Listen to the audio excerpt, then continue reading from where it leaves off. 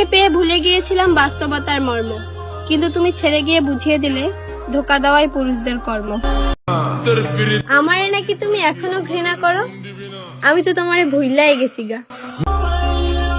ওহে নারী, পুরুষের মন নিয়ে কখনো খেলো না। পুরুষ সব জায়গায় শক্ত হলেও তোমার কাছে বড্ড অসহায়।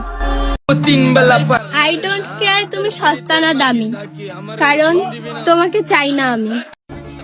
আমাকে প্রতিটা মুহূর্তে তোমার ভালোবাসা দিও, তোমার ভালোবাসা ছাড়া আমার দুর্বল দুর্বল লাগে। প্রয়োজনের প্রিয়জন সবাই হইতে আসে, সত্যি কথা বলতে টাকা থাকলে পকেটে সবাই ভালোবাসে। তুমি কি মনে করবা আমি জানি না, কিন্তু তোমাকে ব্লক দেওয়ার জন্য আমি সর্বদা প্রস্তুত থাকি। তোমাকে খুব ভালোবাসতাম প্রিয়, যখন তোমাকে চিনতাম না। যখন তোমাকে চিনে গেলাম, সত্যি বলছি তোমার আসল রূপ দেখার জন্য প্রস্তুত ছিলাম না। জলার মতো কিছুই করিনি, তারপরে অনেক মানুষ আমাকে দেখে জ্বলে। প্রেম করবা প্লেগার্ল মাইয়ার সাথে, আর ছাকা খাইয়া বলবা দুনিয়ার সব মাইয়াই খারাপ, এটা কোনো কথা? একজনকে হারিয়ে মানুষ এগিয়ে যেতে পারে, তবে একজনের অপূর্ণতা হাজার জন পূরণ করতে পারে না।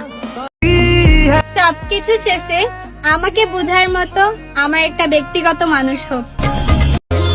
একজন ডিভোর্সি নারী, তার মানে এই নয় যে সে তার সংসার জীবনে ব্যর্থ হয়েছে। তার মানে এটাও হতে পারে যে সে একজন ব্যর্থ পুরুষের কাছ থেকে মুক্তি নিয়েছে। আমার মন খারাপ মানে তোমার অভাব।